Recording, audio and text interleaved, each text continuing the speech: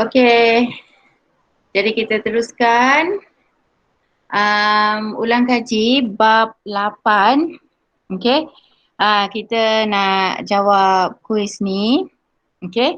Kuis bab 8 ialah tentang keradioaktifan. Okey.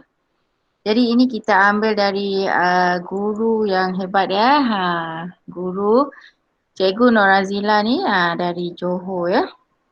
Okey. Jadi mari kita tengok kuis. Okey, kita lihat dulu apakah tokoh-tokoh ya. Kita buat sikit ulang kaji. Jadi tokoh-tokoh yang terlibat dalam penemuan keradioaktifan ni kita ulang kaji balik. Okey. Wilhelm Röntgen. Okey. Okey. Cikgu cuba. Okey. Okey, dia menjumpai apa? Okey, sekejap.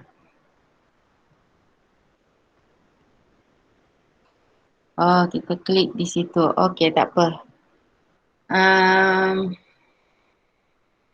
Dia tutup slide dia. Okey.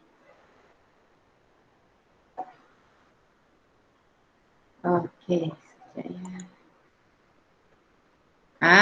Macam tu ya. Okey, jadi tokoh-tokoh yang terlibat dalam penemuan keradioaktifan ni, okey, Wilhelm Röntgen ni, okey, dia telah menjumpai apa pada tahun 1895. Jadi menjumpai apa? Ini semua ada di dalam buku teks sebenarnya. Okey, kalau kita lihat di sini, dia telah menjumpai sinar X. Ni tokoh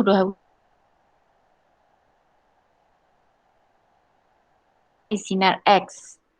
Kan? Okey, gambar kecil tu di sebelah ni, dia menunjukkan sinar X yang pertama sekali dia diambil ya.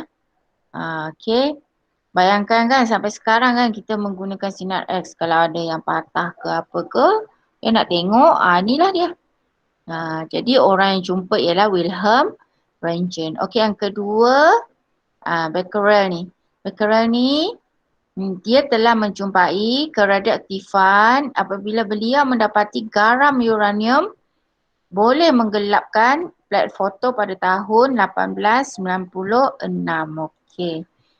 Dia ialah Henry Becquerel ya.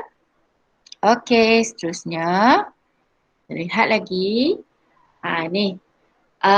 Orang yang apa? Orang yang dianugerahkan oleh Marie Curie dalam penyelidikan keradioaktifan. Okey, jadi Mary ni dia mempelopori ya kajian tentang keradioaktifan, telah menjumpai unsur keradioaktifan polonium dan radium bersama-sama dengan suaminya, Marie Curie ya.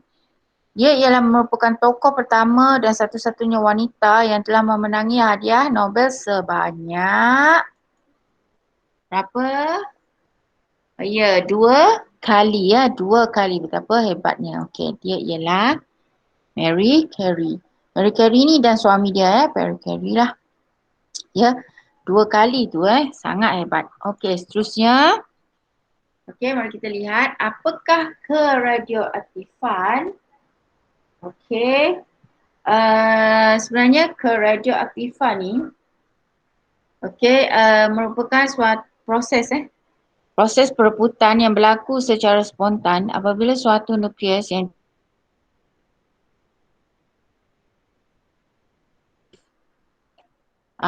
perebutan sebenarnya dia perebutan ni secara spontan.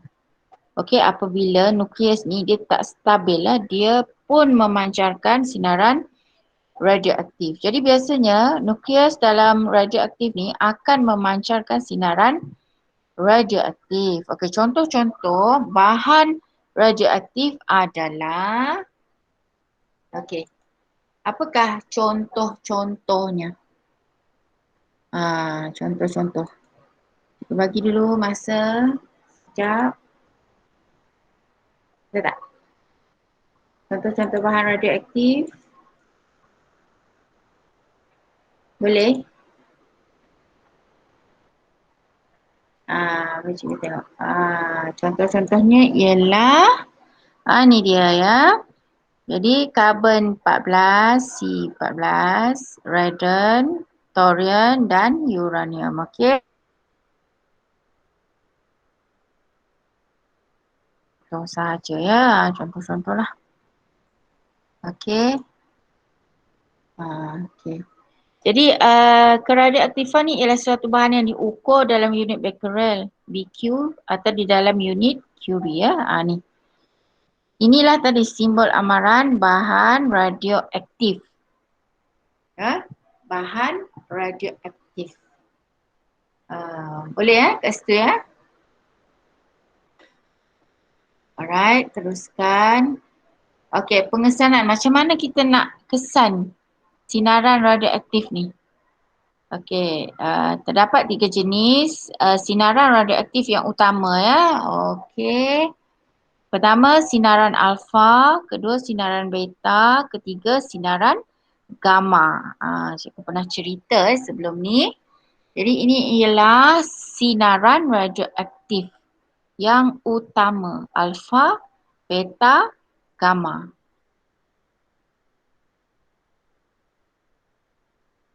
Aktif ini ialah yang dapat dikesan dan dikenal pasti dengan melihat corak runut yang dihasilkan oleh bahan radioaktif di dalam kebok awan. Okey.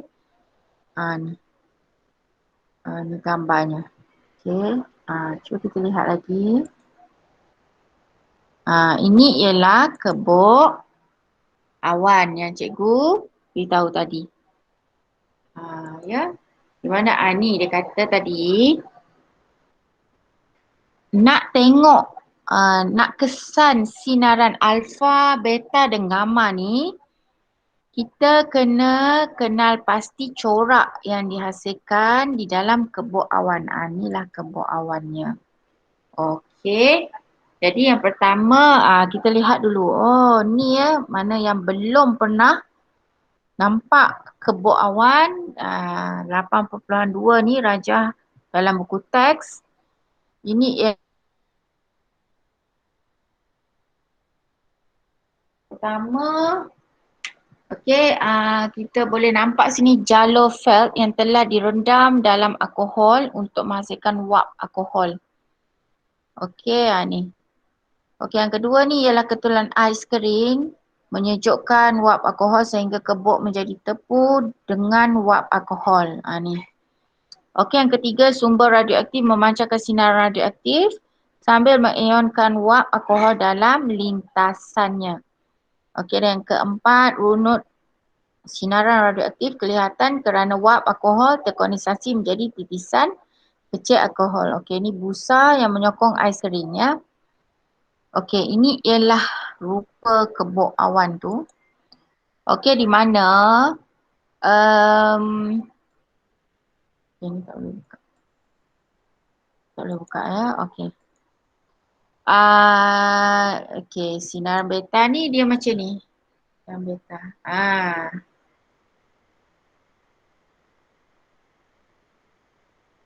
Corak yang terhasil lah tadi ya. Ini ialah alfa, corak alfa. Ini ialah corak beta dan ini ialah corak sinaran gamma. Okey, yang terhasil di dalam kebok awan tadi ya. Okey, jadi ini ialah apakah maksud separuh hayat perebutan radioaktif? Okey, perebutan radioaktif ni melibatkan pertukaran nukleus yang tidak stabil kepada nukleus yang lebih stabil. Okey, yang disertai pancaran sinaran radioaktif. Okey, maksudnya proses perebutan di mana nukleus ni dia sebenarnya tak stabil. Macam mana dia nak tukar kepada yang lebih stabil? Jadi dia memancarkan sinaran radioaktif ya. Jadi oleh itu bilangan nukleus yang tidak stabil dalam satu sampel bahan radioaktif akan berkurang dengan masa.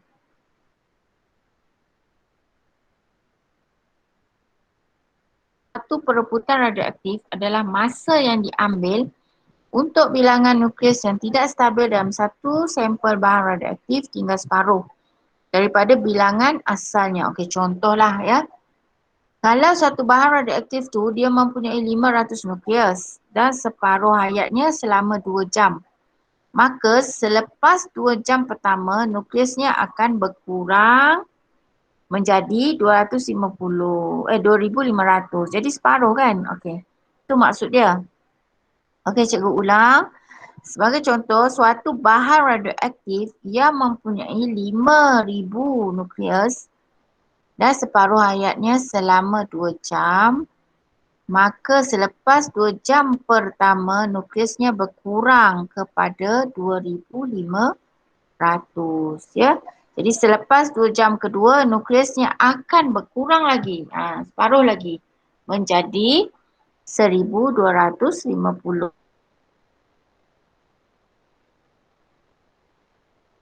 Okey, seterusnya atom dan nukleus.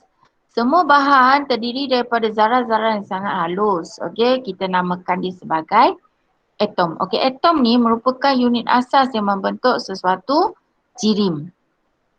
Atom ni, sesuatu jirim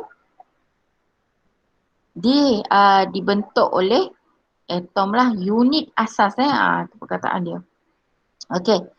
Perkembangan struktur atom ni dikatakan bermula apabila John Dalton memperkenalkan teori atom ya. Teori atom Dalton menyatakan bahawa atom adalah zarah yang terkecil. Yang paling kecil tu ya, ingat. Atom paling kecil. Okey, namun demikian perkembangan sains telah membolehkan zarah yang lebih kecil ditemui. Zarah-zarah ini dikenali sebagai zarah-zarah subatom. Rupanya ada lagi yang lebih kecil ya, iaitu subatom. Terdapat 3 jenis zarah subatom yang membina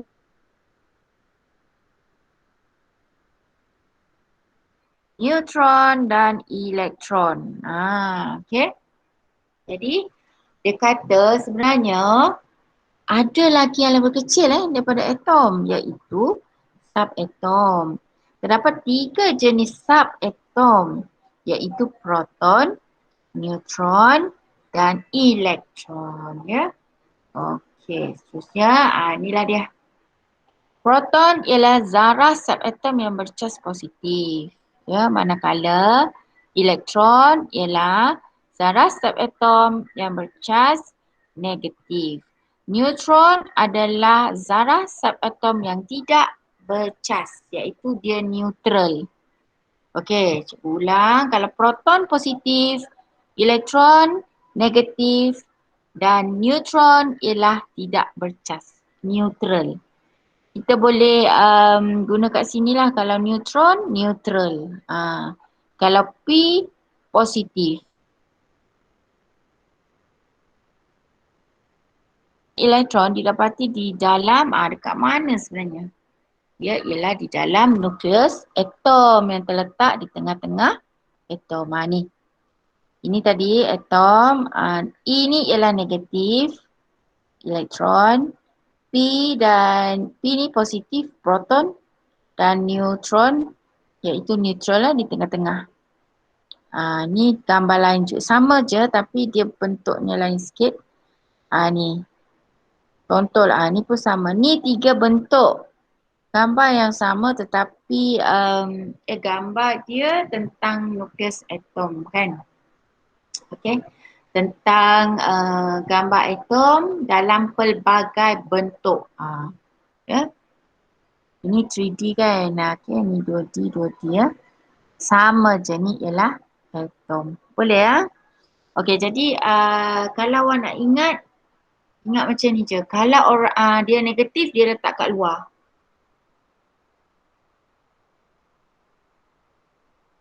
Ingat macam tu. Tetapi kalau orang yang positif dan neutral, dia boleh kawan. Dia boleh kawan dua, dia tak gaduh. Dia duduk di tengah-tengah. Ingat macam tu ya. Jadi kalau orang yang negatif, fikirannya sentiasa je negatif, dia akan nak gaduh je kan. Okey, kalau nak gaduh je, dia duduk kat luar. Dia tak kawan dengan orang. Ya. Okey, so itulah. Okey. Contoh je macam mana cara kita nak ingat ya. Okey, anda ni Ini ialah struktur atom. Cikgu bagikan yang gambar ni. Okey, ni tadi yang kat luar ni. Kat luar ni, ni ialah elektron. Okey, yang kat dalam ni proton dan neutron. Dua orang ni boleh kawan. Kalau yang negatif ni dia duduk kat luar je. Dia tak kawan dengan orang kat dalam ni ya. Okey, umpamanya macam tu ya. Cikgu bagi contoh supaya awak ingat ya. Okey, yang ni gambar. Jadi dia kata peta ni, peta buih ya. Kalau cikgu bagi awak gambaran ya. Zarah-zarah seatom terdiri daripada proton. Proton ni dia bercas positif, okey, di dalam nukleus atom. Kalau ni neutron ni tidak bercas, dia neutral saja, dia di dalam atom juga, tengah-tengah.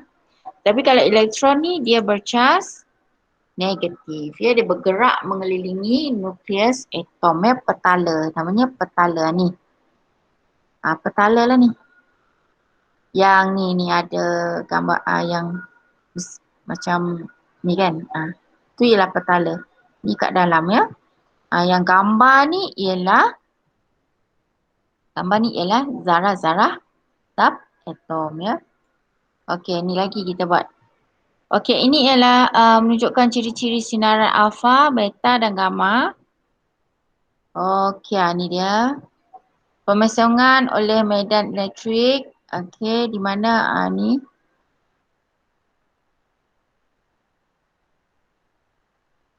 Ialah positif.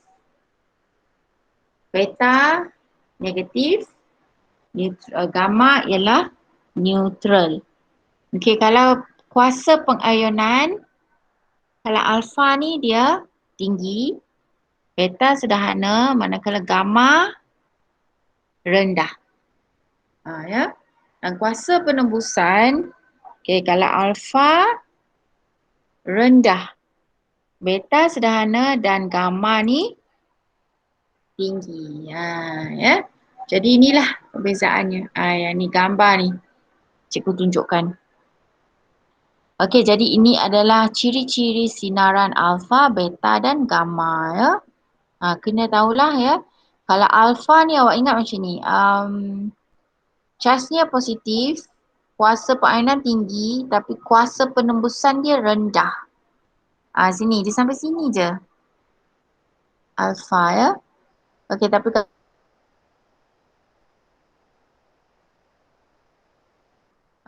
kalau gamma dia straight je, straight ya. Jadi kuasa penembusan dia tinggi. Gamma gamma kan. Nama pun dah gamma kan. Okey. So jadi ni pendedahan kepada sinaran mengayon dan langkah-langkah keselamatan. Okey. Ini ialah kesan apabila seseorang yang terdedah kepada sinaran radioaktif yang berlebihan lah. Okey, kalau terlalu terdedah, jadi inilah akibat-akibatnya. Okey, mari kita tengok. Di mana sel-sel atau tisu-tisu di dalam badan tu musnah.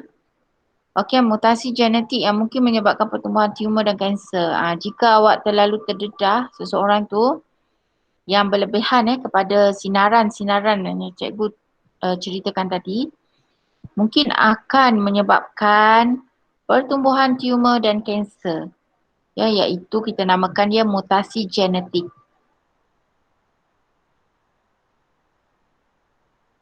Kulit melecur dan menjadi buta. Seterusnya kecacatan anggota badan dan maut bagi kes-kes yang teruk.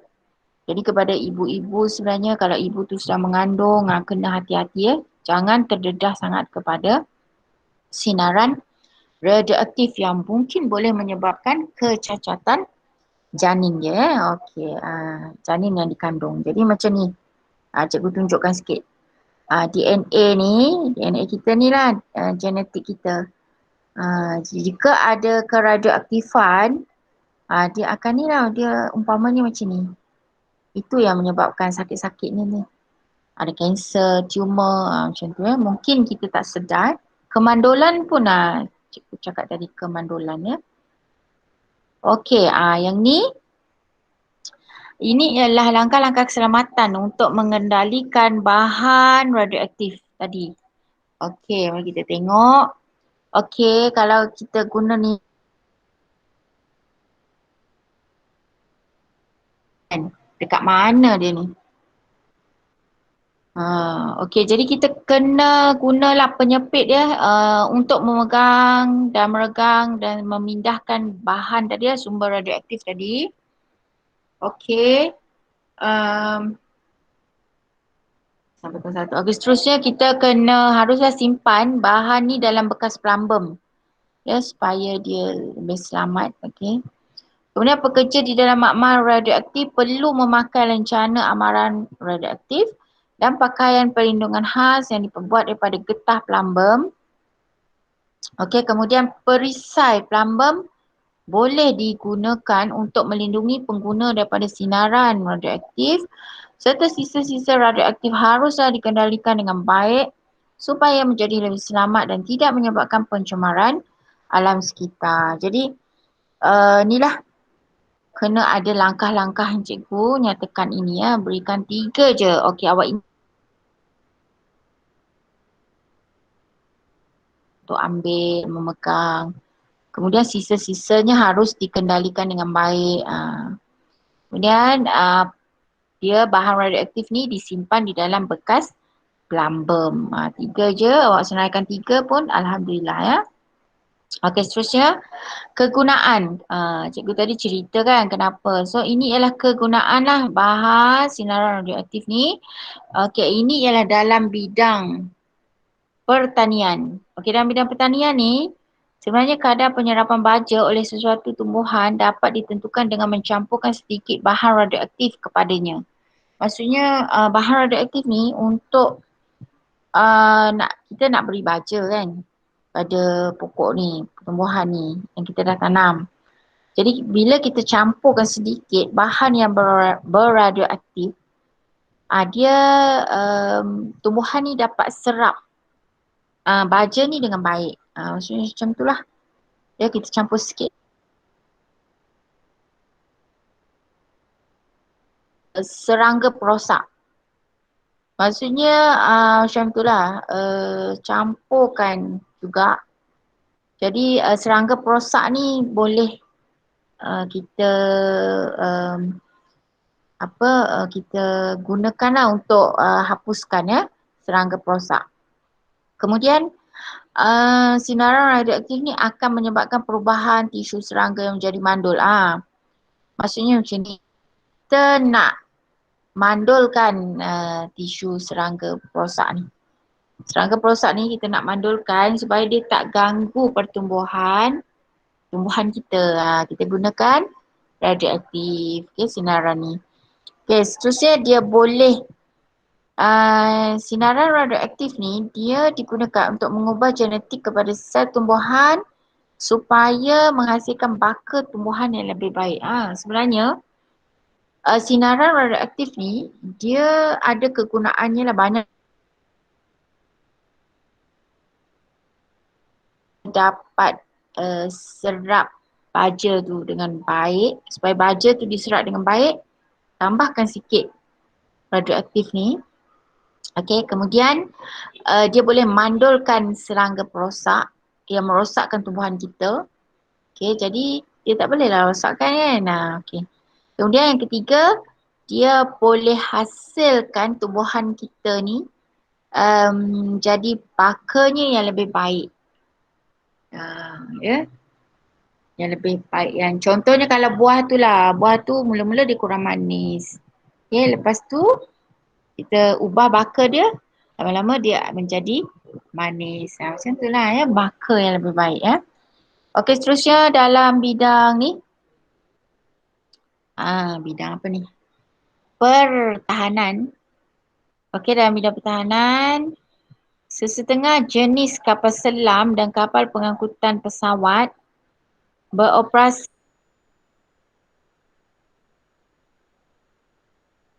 oleh reaktor nuklear di dalamnya ya. Okey. Jadi kita menggunakan reaktor nuklear. Inilah kapal selam ya. Okey, seterusnya Senjata nuklear mengandungi bahan radioaktif. Ni. Untuk apa? Seperti uranium dan plutonium. Plutonium yang membebaskan tenaga yang sangat banyak apabila meletup. Kita gunakanlah ni dalam pertahanan lah ya. Okay. Seterusnya kalau dalam bidang perubatan, ada gunanya juga ya sebenarnya. Sinaran radioaktif ni digunakan untuk mengesan lokasi arteri tersumbat pesakit jantung. Kalau ada pesakit jantung, ada salur-salur darah dia yang tersumbat. Jadi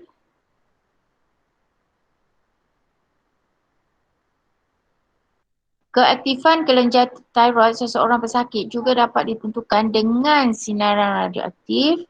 Jadi sinaran radioaktif ni digunakan untuk membunuh sel-sel kanser dan untuk mensteril peralatan dan bilik-bilik hospital. Jadi kita gunakanlah sinaran radioaktif ni. Cuba ulang. Yang pertama untuk mengesan lokasi salur-salur darah yang tersumbat, salur-salur darah yang tersumbat. Pesakit jantung kedua dia nak kalau ada pesakit yang kelenjar tiroidnya ni gambar ni. Ini yang normal. Ni yang normal. Jika adalah yang sakit tu yang aktif, jadi kita boleh gunakan sinaran ya. Sterilkan bilik-bilik hospital, kita menggunakan sinaran radioaktif ya. Yang ni dalam bidang arkeologi di mana kita nak menentukan usia fosil, kayu dan tulang dapat ditentukan melalui keaktifan sinaran yang dipancarkan oleh bahan-bahan tersebut. Sinaran yang dipancarkan adalah daripada isotop karbon 14. Ni kita gunakan isotop karbon 14 untuk mencari atau nak kaji ni dalam bidang arkeologi ni ya. Nak tentukan berapa usia usia-usia fosil ni, kayu, tulang ni ya. Itulah dia tadi ya. Oleh itu kita pun dah nak menghampiri masa, Jadi oleh itu hadir pada hari ini.